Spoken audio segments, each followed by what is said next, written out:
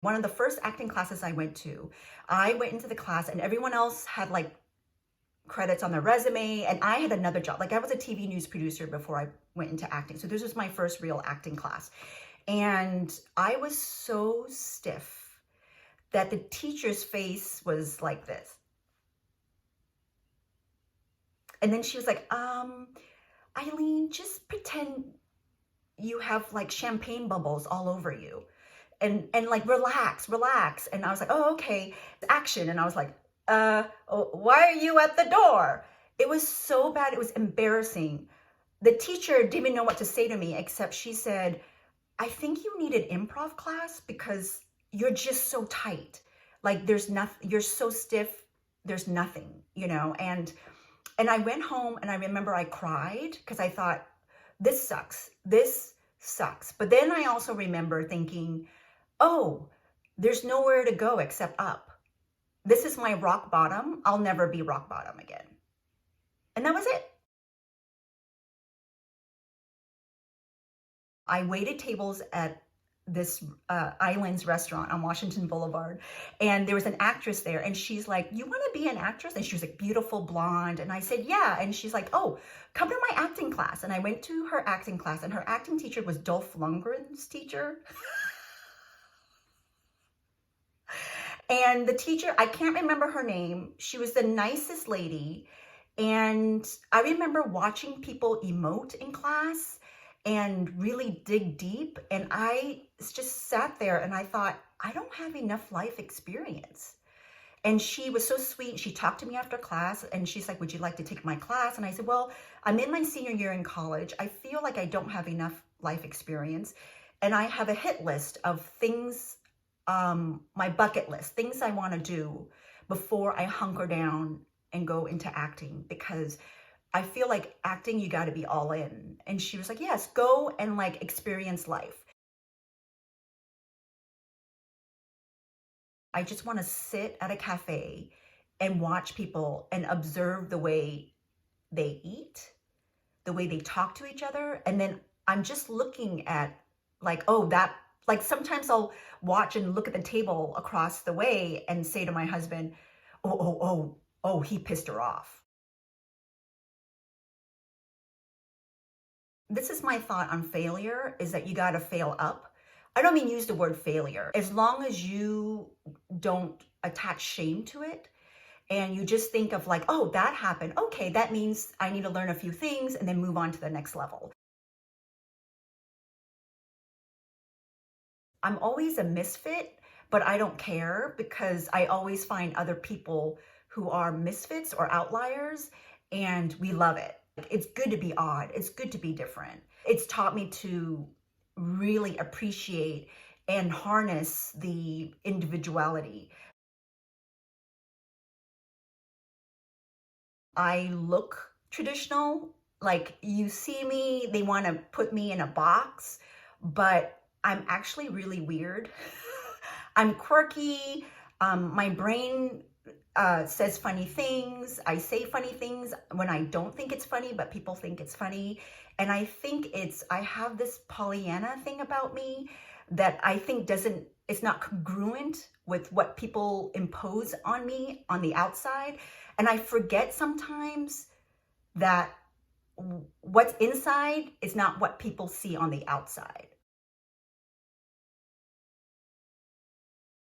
I went in, it was like early in my career, I went in for a comedy, a kids comedy show. And I went in for the pre-read, and the casting director, she's a big time casting director, and she was so pleased. And she went, great, will you come back at 5 for the producers session? I said, great, sure. And I don't know what happened to me, because when I walked in for the callback, I froze and I just started speaking really fast. And I was like, what? Oh, that campfire. Oh, and it was so cheesy that I saw the casting director's face go, like she literally looked at me and she's reading with me and she was like, no, like she cringed. And then he was so nice, the director. He said, thank you so much.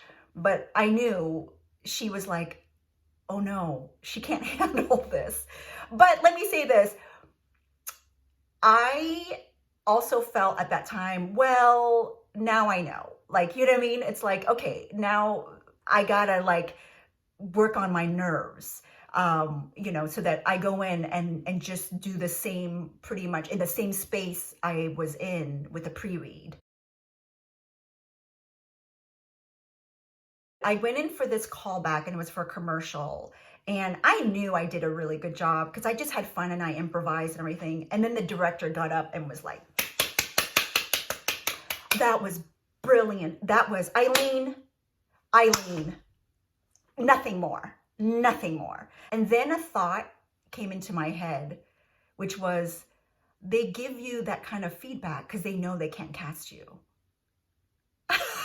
So that's happened to me numerous times commercially. I call it the kiss of death now. If they clap, I'm like, oh, I didn't get it.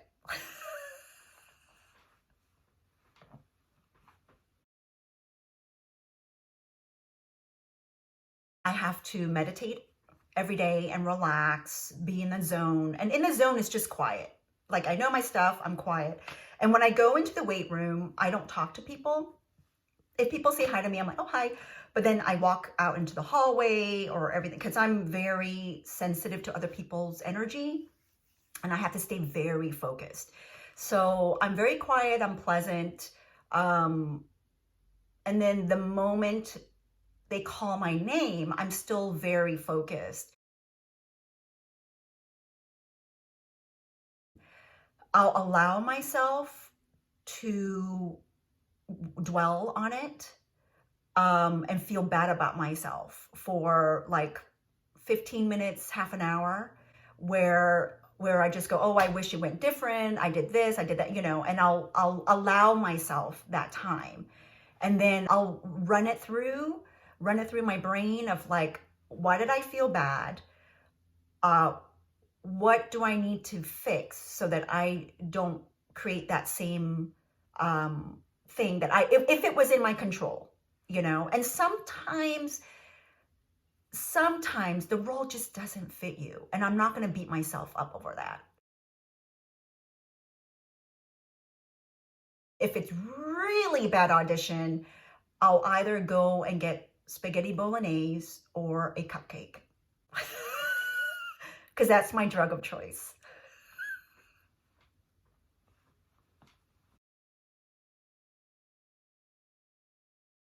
I like to note about like who's chatty, who's not, what kind of notes they gave.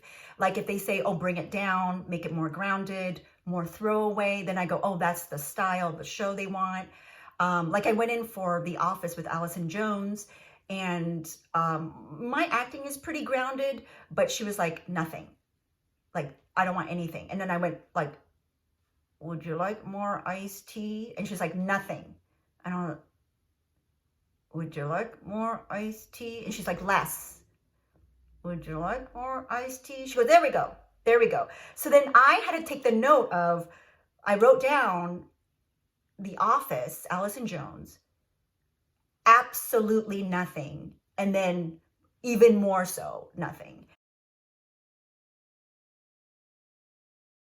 Stay in your zone, your energy circle. Like make sure you are okay with yourself and don't let someone else's energy affect you. I just direct everything to the director.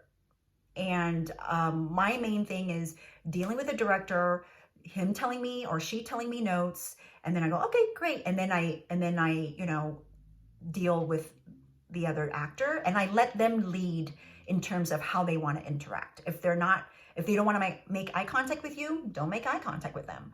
You know, if they're super friendly, engage. But I let them take the lead on that. But I stay true to myself, which is to be kind and available and just, you know, professional.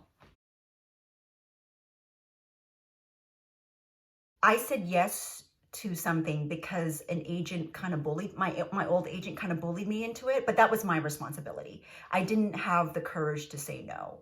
People are going to tell you your career, you need to take this gig, this is a huge job, blah blah blah.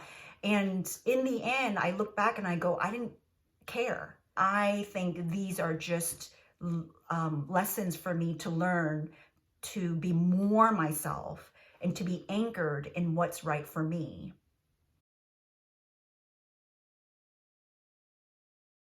for me, it was taking time out and just saying, what is the joy? I need to go back to the joy of this career path that I have taken, you know, and decided to be on. So I needed time to do that.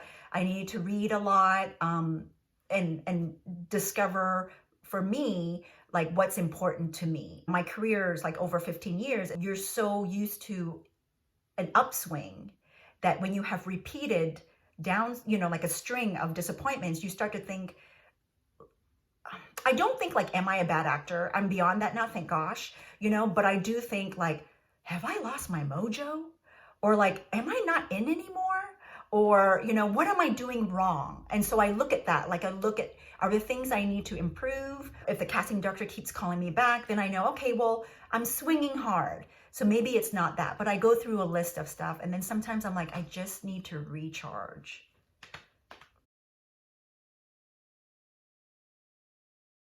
I watched Boardwalk Empire 10 years ago. And I remember thinking, how come there are no Asians in period pieces, right? American like produce period pieces, or there's that one Asian that's like food delivery guy or something, right? And then out of the blue, 10 years later, I get this chance to be on Perry Mason. And I worked with Tim Van Patten, and he was everything. Like, I had so much fun.